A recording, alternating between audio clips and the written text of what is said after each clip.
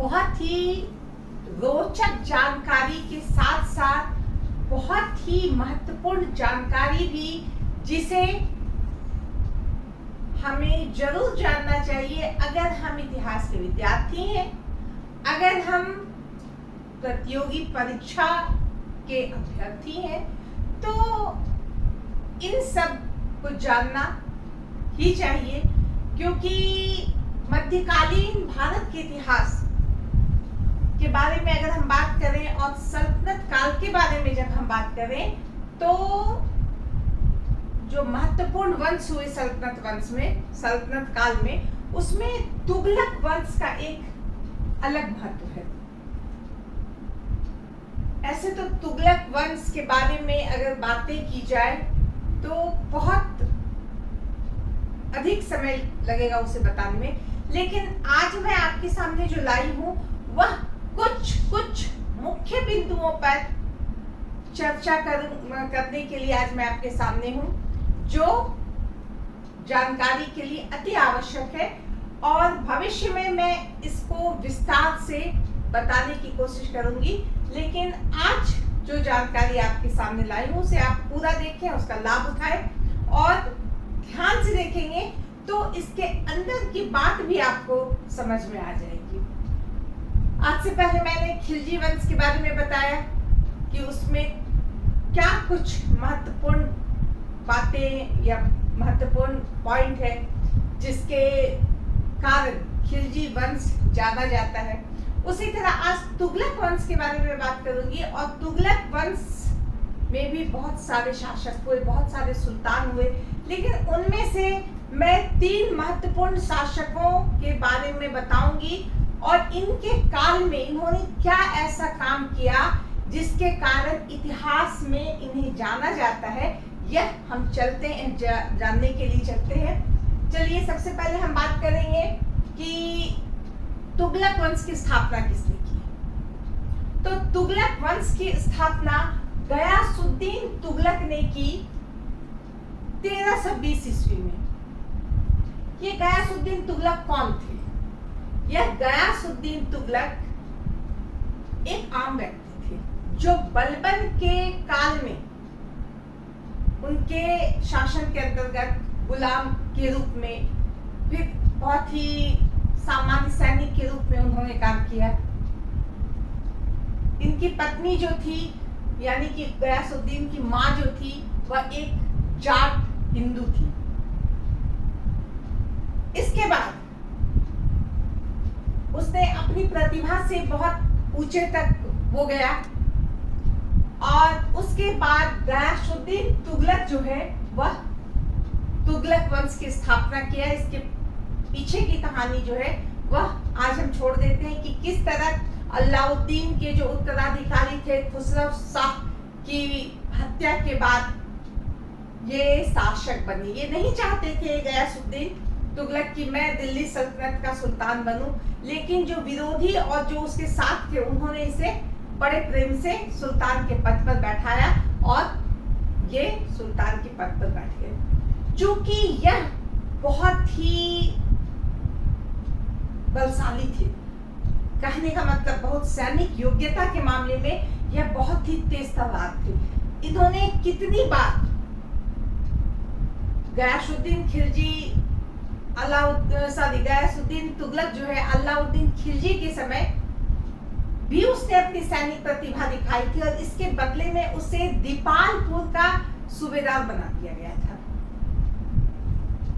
चूंकि इसने अलाउद्दीन के समय में, अलाउद्दीन के बाद के समय में अपनी जो प्रतिभा का प्रदर्शन किया, उसके कारण इसे उपाधि दी गई।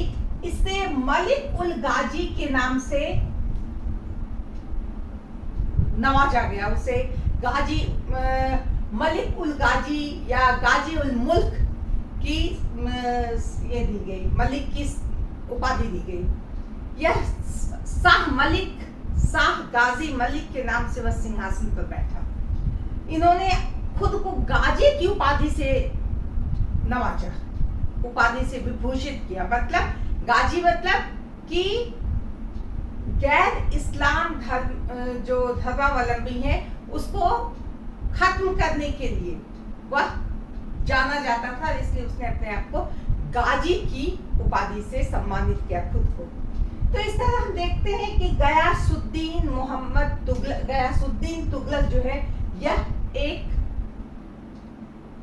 सामान्य व्यक्ति था। अपनी प्रतिभा से वह बहुत ऊपर तक गया और भविष्य में उसने दिल्ली के सिंहासन पर अपने आप को सुशोभित भी किया।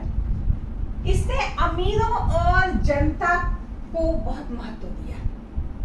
हमने अलाउद्दीन के बारे में जब पढ़ा था तो हमने क्या पढ़ा था कि अलाउद्दीन ने अमीरों को महत्व नहीं दिया, उनके अधिकारों को छीन लिया। लेकिन दूसरी तरफ हम देखते हैं गयासुद्दीन तुगलक ने अमीरों को बहुत महत्व दिया। जो तुर्क अमीर अलाउद्दीन के समय या खिलजी वंश के समय बहुत ही बेइज्जत हुए थे, उन्हें बहिष्कृत कर दिया गया था, उसे सम्मान नहीं दिया गया था, उसे पुनः ये सम्मान इन्होंने सम्मान दिया। उनकी संपत्ति, उनकी जमीन, उनकी उपाधि उन्हें लौटाई, उनके अधिकार उन्हें दिए। इस तरह से उसने अपनी सिंहासन में अपनी शक्ति को उसने मजबूत करने में के लिए यह काम किया। तो यह एक अलग तरह का काम उसने किया खलजी वंश के तुलना में। अगर हम देखें तो हम क्या देखते हैं कि भूमि कर कम किया, किसानों के प्रति उसने जो विचार अपनाया वह बहुत ही फायदेमंद था किसानों के लिए। उसने किसानों से जो है भूमि कर कम कर दिया लेना, क्योंकि हम देखते हैं कि अलाउद्दीन ने भी टैक्स व्यवस्था या भू राजस्व व्यवस्था की थी नए तरीके से, लेकिन उसने किसानों की स्थिति पर, किसानों की स्थिति वो कैसे सुधरे इस पर बहुत ज्यादा विचार नहीं किया था, जिससे जो राजस्व कर्मी थे किसानों से टैक्स लेने के लिए कड़ाई से कड़े तरीके से वो उनसे टैक्स वसूलते थे, जबकि बेचारे वो किसानों के पास वो सुविधा राज्य के द्वारा नहीं दी जाती थी, उसकी उपज कम होती थी, फिर भी उसे टैक्स देना पड़ता था। दूसरी तरफ हम देखें तो गयासुद्दीन ने इन किसानों के दर्द को समझा, उनकी आवश्यकता को समझा और उसके लिए उसने काम किया, जिससे उसके राज्य को फायदा हुआ, उसके समर्थन में वृद्धि हुई। इसलिए कहा जा सकता है कि उसने ना सिर्फ अमीरों के लिए सोचा, बल्कि उसने किसानों और आम जनता के लिए भी गयासुद्दीन तुगलक ने सोचा। उसने तुगलकाबाद की स्थापना की। यह एक बहुत बड़ी बात थी। तुगलकाबाद अभी भी हम जानते हैं। तुगलकाबाद की स्थापना करना यह बताता है कि वह एक स्थापना करने में विश्वास रखने वाला व्यक्ति था, अपने आप को एक जगह देना चाहता था। शराब के प्रति उसने नीति बनाई। क्या नीति बनाई? उसने इस्लाम धर्म को महत्व दिया था।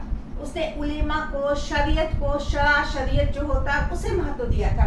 इसके तहत उसने शराब पर प्रतिबंध लगाया, शराब के उत्पादन पर और शराब की बिक्री पर। यह एक बहुत बड़ी बात थी कि राज्य के द्वारा शराब पर प्रतिबंध, उत्पादन पे प्रतिबंध, शराब की खरीद बिक्री के प्रतिबंध, ये लगा करके उसने यह साबित किया कि वह एक सच्चा मुसलमान है।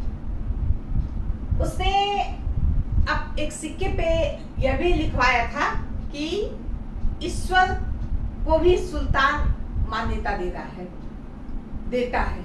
तो इस तरह दैवी अधिकार का समर्थक था। जिस तरह हमने कहा कि अलाउद्दीन किस तरह कहता था, मैं जो बोल रहा हूँ वही कानून है, मेरा बोलना, मैं जो हूँ ईश्वर का प्रतिनिधि हूँ, मैं जो बोल रहा हूँ वो ईश्वर बोल रहा है। बिल्कुल इसी भावना से प्रेरित था गयासुद्दीन तुगलक, और इसने बहुत दिन तक नहीं, मात्र 5 वर्षों तक शासन किया। लेकिन इन 5 वर्षों में उसने हर क्षेत्र में अपनी पहचान बनाई। इससे पहले भी उन्होंने पहचान बनाई थी। उसने मंगोलों को, कहा जाता है कि 29 बार उसने मंगोलों को हराया था। वह मंगोलों को खदेड़ते हुए वह काबुल, अफगानिस्तान तरफ चला गया था। तो इस तरह हम देखते हैं कि उत्तर पश्चिम सीमा पे जो मंगोलों का जो आक्रमण था उससे बचने के लिए, उससे निपटने के लिए अलाउद्दीन ने इसे यहाँ रखा था और वो सचमुच में बहुत ही इस मामले में योग्य था और उसने मंगोलों के आक्रमण से मुसलमानों की रक्षा की। इसलिए कहा जाता है, बहुत सारे विद्वानों ने कहा कि यह इस्लाम का सच्चा संरक्षक था, क्योंकि इसने मंगोलों से इस्लाम की रक्षा की थी। तो इस तरह से हम कह सकते हैं कि गयासुद्दीन की क्या उपलब्धि थी। अब हम बात करेंगे मोहम्मद बिन तुगलक। ये बहुत बहुत बहुत ही खास स्थान रखते हैं तुगलक वंश के शासकों में या सल्तनत कालीन शासकों में। मोहम्मद बिन तुगलक का एक अलग ही स्थान है। क्यों? क्योंकि यह बहुत ही अपडेट थे, समय से आगे इनका विचार था। इन्होंने पहली बार योग्यता के आधार पर नियुक्तियां की। यह बहुत बड़ी बात थी। हिंदू या मुसलमान के नाम पे नहीं, अमीर या गरीब के नाम पर नहीं, इन्होंने योग्यता को समझा, देखा और उसे सही जगह दिया। यह एक बहुत बड़ी उपलब्धि थी मोहम्मद बिन तुगलक की। इन्होंने प्रांतों पर विशेष ध्यान दिया, क्योंकि जो राज्य था वो प्रांतों में विभक्त था। इस प्रांत के जो प्रांतपति होते थे, सूबे के सूबेदार जो होते थे, वह अपने आप में बहुत ही महत्वपूर्ण व्यक्ति होते थे। लेकिन इनके द्वारा बीच बीच में अशांति उत्पन्न होना, विद्रोह होना, ऐसी बातें होती रहती थी। साथ ही साथ प्रांतों से जितना धन आना चाहिए केंद्र को, वह नहीं आ पाता था। इसके लिए पहली बार केंद्र सरकार से यानी सुल्तान की तरफ से व्यवस्था की गई कि प्रांतों का क्या आय है, क्या व्यय है, कहाँ पे क्या कमी है, क्या अधिकता है, ये सारी बातों का डाटा बनाया जाए, उसका पूरा ब्यौरा लिखा जाए और वह राजा तक पहुंचाया जाए। यह एक बहुत बड़ा काम था जो पहली बार किसी सुल्तान के द्वारा किया जा रहा था। इसने दीवान ए कोही और अमीर ए कोही, दीवान ए कोही एक विभाग की स्थापना की जो कृषि के क्षेत्र के विकास के लिए था, और अमीर ए कोही एक पदाधिकारी था, एक मंत्री था, उसे कृषि मंत्री कह सकते हैं, जो कृषि के क्षेत्र में विकास के लिए, कृषि योग्य भूमि के विकास के लिए या उपज की बढ़ोतरी के लिए जो किया जाए वह इनके द्वारा किया जाता था। ये नए पदों का सृजन किया गया मोहम्मद बिन तुगलक के समय में, क्योंकि जैसा कि मैंने बताया कि मोहम्मद बिन तुगलक बहुत ही प्रैक्टिकल था। ऐसा नहीं कि पहले से ऐसा होता आ रहा है तो मैं वैसा ही करूंगा। वो जो है नए तरीके से किसी भी चीज को सोचता था और जो सही होगा उस पर वह विचार करता था। वह परंपरागत नियमों के खिलाफ था। तो इस तरह उसने देखा कि भाई अपने राज्य की स्थिति को मजबूत करने के लिए, आर्थिक अवस्था को मजबूत करने के लिए हमें कृषि पर विशेष ध्यान देना होगा, और इसके तहत उन्होंने दीवान ए कोही जो एक विभाग था और अमीर ए कोही जो एक मंत्री था, कृषि मंत्री के समकक्ष की नियुक्ति की उसने।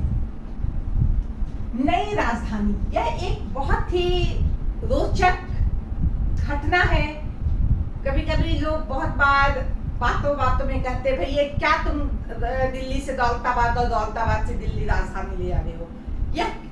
ये जो कहावत जैसी बात कही जाती है, इसका मतलब है कि मोहम्मद बिन तुगलक ने दिल्ली से अपनी राजधानी उठा के कहाँ ले जाने की कोशिश की? देवगिरी। इस देवगिरी का नाम दौलताबाद रखा, और इसके पीछे भी उसकी अपनी सोच थी। उसका सोचना था कि दौलताबाद जो है केंद्र में है, तो यहाँ से हम हर जगह बराबर शासन कर सकते हैं, चाहे वह गुजरात की तरफ हो, चाहे दिल्ली की तरफ हो, चाहे बंगाल की तरफ हो, चाहे वारंगल या सुदूर दक्षिण का क्षेत्र हो, हर जगह सही तरीके से शासन करने के लिए केंद्र जो है वह कहाँ होना केंद्र जो है वह देवगिरी तो नहीं, उसका नाम बदल के दौलताबाद रख दिया था। और उसने पहली बार यह अनोखा काम किया कि दिल्ली से अपनी राजधानी दौलताबाद वह ले गए। इस पर बहुत सारी प्रतिक्रियाएं हुई, बहुत सारे विद्वानों ने अलग अलग बात कही है। किसी ने कहा कि दिल्ली में बहुत सारे उनके विरोधी हो गए थे, उससे डर के वो दौलताबाद भाग गया। किसी विद्वान का कहना है कि नहीं, उसने देखा कि दौलताबाद सेंटर पे है, वहां से हर जगह निगरानी करने में, शासन चलाने में सुविधा होगी। जबकि दूसरे किसी और विद्वान का कहना है कि अरे भाई, दिल्ली से दौलताबाद अगर शासन करना मुश्किल है तो दौलताबाद से दिल्ली भी तो शासन करना मुश्किल है। तो इस तरह से विभिन्न विद्वानों ने अपने अपने मत दिए, लेकिन यह हुआ कि दौलताबाद मोहम्मद बिन तुगलक की नई राजधानी बनी। तो यह एक बहुत बड़ा काम था कि दिल्ली में की स्थिति, वहां पे हमेशा मंगोलों का आक्रमण का भय बना रहता था, या दिल्ली के जो विरोधी थे उस पर अपना अधिकार करने के लिए उसने यह दिमाग लगाया था। ऐसी बहुत सारी बातें हो, जो भी हो, सवाल आता है कि दिल्ली से दौलताबाद किस सुल्तान ने दौलताबाद को अपनी राजधानी बनाई दिल्ली से हटा के, तो वह मोहम्मद बिन तुगलक था। इब्न बतूता, हम देखते हैं कि 1333 ईस्वी में इब्न बतूता जो एक विदेशी यात्री था, मोरक्को से आया था, वह इनके दरबार में ही आया था। और इस के आने के बाद इन्होंने जो अपनी पुस्तक लिखी, अपने यात्रा वृत्तांत लिखे, उसने बहुत सारे महत्वपूर्ण बिंदुओं पर प्रकाश डाला कि उस समय मोहम्मद बिन तुगलक का शासन कैसा था, क्या उसकी खासियत थी, उसमें क्या कमी थी, क्या दिक्कत थी। इसके बारे में इब्न बतूता ने लिखा। उसने दिनार और तांबे, दिनार क्या था, 200 ग्रेन नाप होता है, उसका एक सिक्का था, उसने चलवाया। और उसने तांबे का सांकेतिक सिक्का चलाया। पुराने जमाने में हम जानते हैं सोने चांदी के सिक्के का प्रयोग होता था, लेकिन सांकेतिक मुद्रा, जैसे कि हम रुपयों का यूज करते हैं, कागज के नोट, ये सांकेतिक मुद्रा है। तो इससे पहले भी बहुत जगह कागजी मुद्रा या सांकेतिक मुद्रा का प्रयोग हुआ था, लेकिन बहुत ज्यादा नहीं हुआ था। लेकिन मोहम्मद बिन तुगलक, जैसा कि मैंने कहा कि वो अपडेट था, उसने सोचा मैं अपने राज्य में भी सांकेतिक मुद्रा का प्रचलन करूंगा, और तांबे की मुद्रा उसने बनाई और उसे बाजार में लाया। कहा जाता है कि तांबे की मुद्रा लाने के पीछे भी कुछ कारण थे। क्या? क्योंकि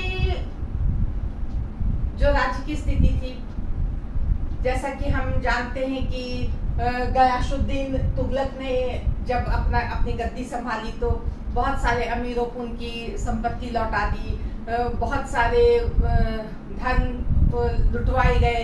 जब ये शासक बना, इसने भी बहुत अधिक धन लुटवाया जब वो सिंहासन पर बैठा। तो ऐसी स्थिति में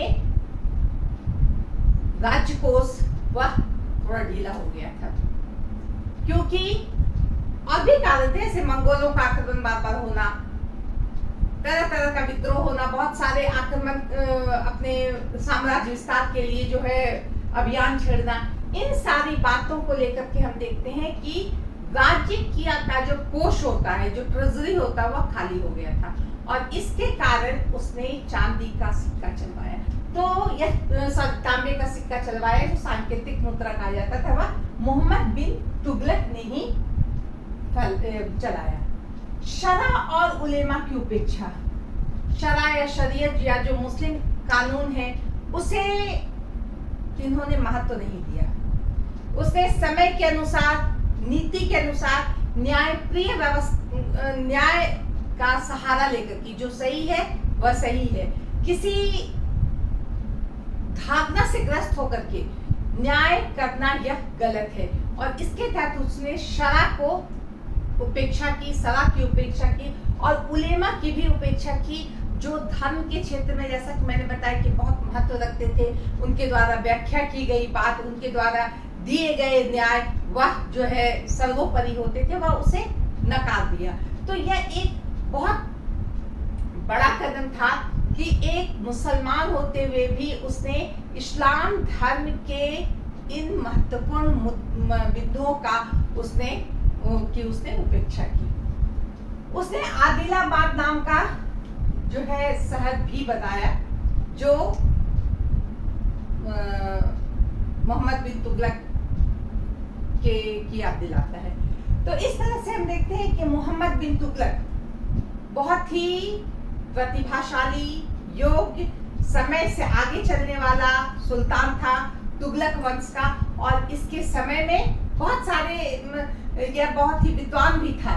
कहा जाता है कि यह जैन धर्म का भी, धर्म के प्रति इसमें नरमी थी, उदारता रखता था। वह जैन धर्म के प्रति हो या हिंदू धर्म के प्रति हो, इसमें वो कट्टरता नहीं थी जो गयासुद्दीन तुगलक ने रखी थी। गयासुद्दीन तुगलक भी अलाउद्दीन की तरह ही हिंदुओं को कमजोर रखना चाहता था। वह नहीं चाहता था कि हिंदू समृद्ध हो, संपत्ति वाले हों, शक्तिशाली हों, क्योंकि अगर वो शक्तिशाली होंगे तो इन्हें खतरा हो जाएगा। लेकिन दूसरी तरफ वह यह भी नहीं चाहता था कि हिंदू इतने कमजोर हो जाए कि वो खेती भी ना करें। वो खेती करें, बस उसे मिनिमम जीवन रक्षा के लिए जो मिल सकता वो मिले। जबकि मोहम्मद बिन तुगलक जो है वह हिंदुओं के प्रति भी उसकी जो नीति थी वह उदारतापूर्ण थी, यह कह सकते हैं, क्योंकि बहुत सारे हिंदू त्योहारों में वह भाग लेता था। उसे होली बहुत ही पसंद था। उसने कुछ मंदिरों के भी दर्शन किए। साथ ही साथ हम देखते हैं उन्होंने बहुत सारी मस्जिदों का निर्माण कराया, बहुत सारे मकबरे, बहुत सारे दुर्ग उन्होंने बनाया।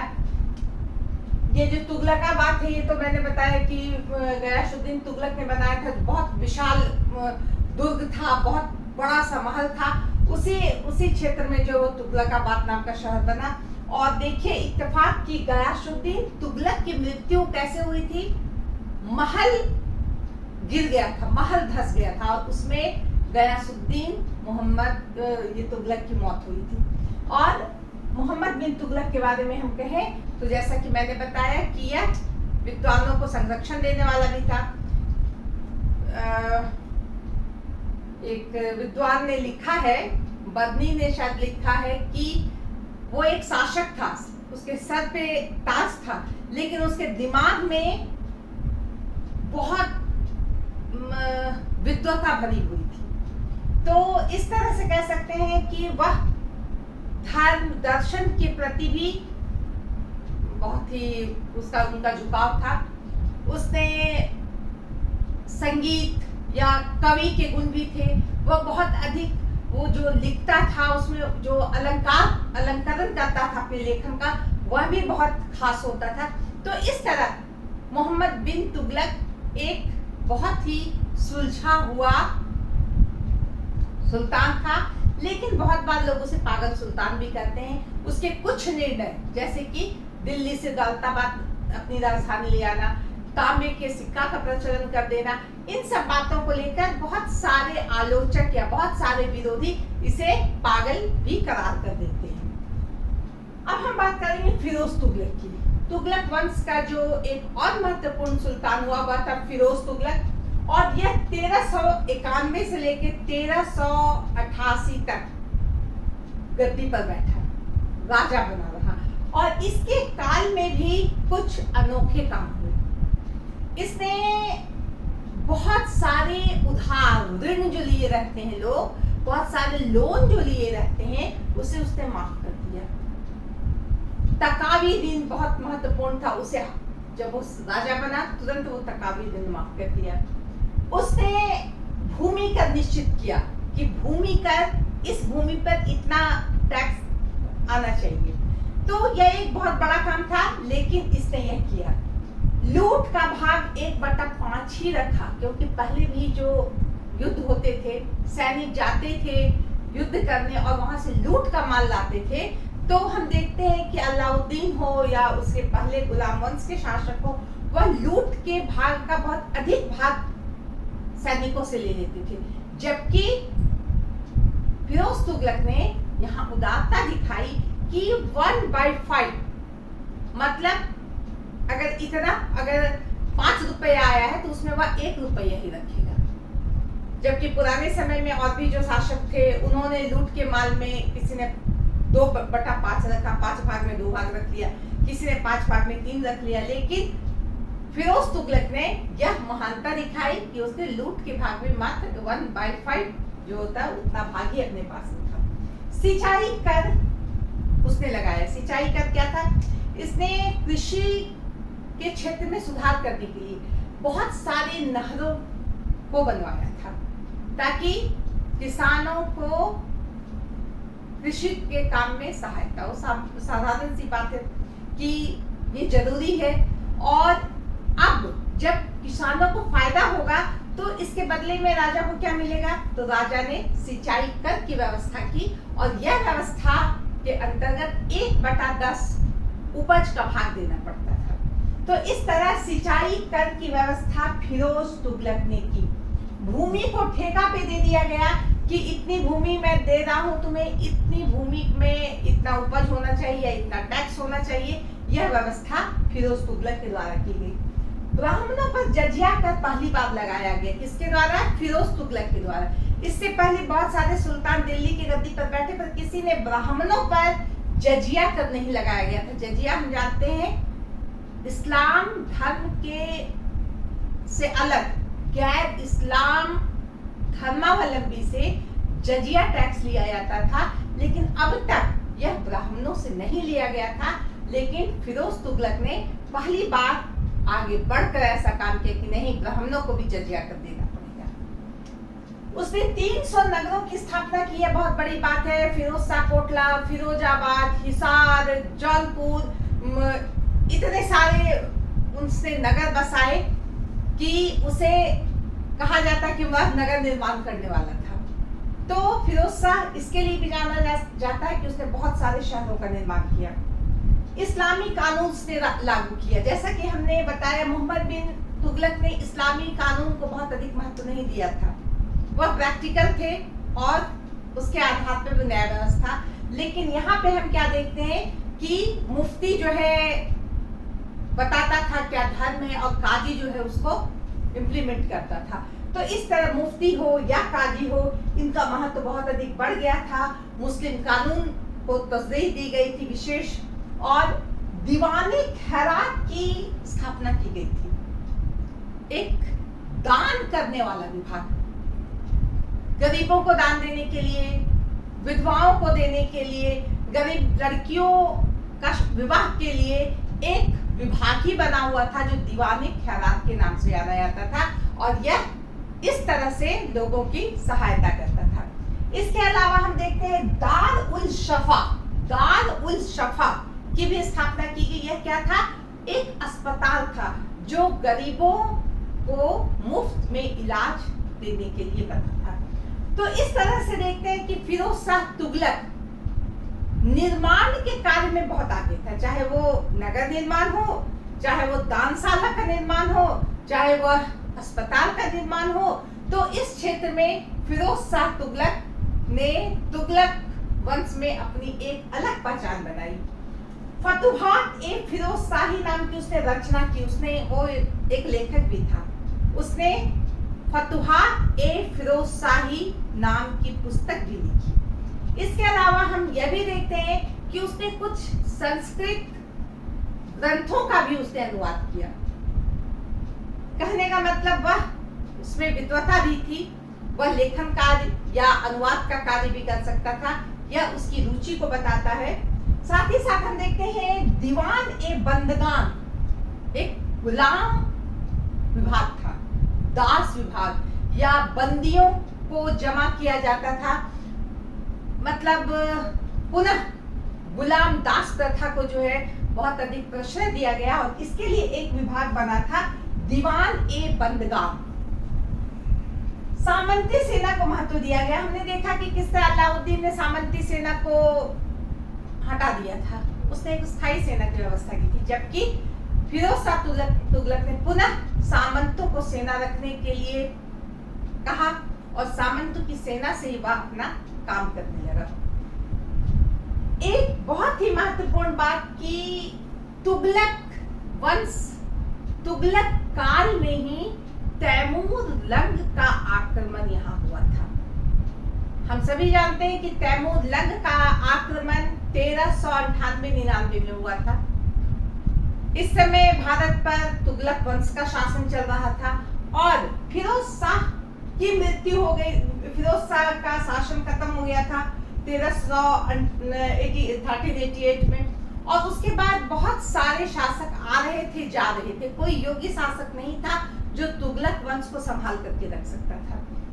ऐसे में जब तैमूर का आक्रमण हुआ, उस समय तुगलक वंश, तुगलक के गद्दी पर तुगलक काल में दो शासक जो आपस में झगड़ते थे कि मैं राजा हूं, मैं राजा हूं। उसमें एक था नसीरुद्दीन मोहम्मद शाह और एक था शाहजादा नसरत शाह। तो इन लोगों के बीच आपस में इतनी तानातानी थी, पूरा साम्राज्य जो सल्तनत था वह बुरी तरह से आपसी संघर्ष, षड्यंत्र से जूझ रहा था और स्थिति बहुत खराब हो चुकी थी क्योंकि कोई योग्य राजा नहीं था। ऐसे समय में तैमूर का आक्रमण हुआ और तैमूर ने पूरे दिल्ली में जो तबाही मचाई वह इतिहास में दर्ज है कि किस तरह उसने बहुत ही विभत्स रूप से पूरे दिल्ली को तबाह कर दिया। लाखों लाख हिंदुओं के सर उसने काट दिए, खून की नदी बहा दी, बुरी तरह से मंदिरों को ध्वस्त किया। जितना भी घृणित कार्य हो सकता है तैमूर और उसके सैनिकों ने किया, और यह किस समय हुआ? यह तुगलक काल में हुआ। यह हमें जानना चाहिए कि तैमूर लंग का जो आक्रमण था वह किसके समय में हुआ, किस काल में हुआ? तुगलक काल में हुआ। तो इस तरह हम कह सकते हैं कि तुगलक वंश सल्तनत काल का एक महत्वपूर्ण समय, और इस समय में महत्वपूर्ण बातें ये थी। इसे पूरा देखें, समझें, बहुत ही इंटरेस्टिंग है, रोचक है और साथ ही साथ लाभकारी भी है। इसके साथ ही मैं ये चैप्टर यहाँ समाप्त करती हूँ।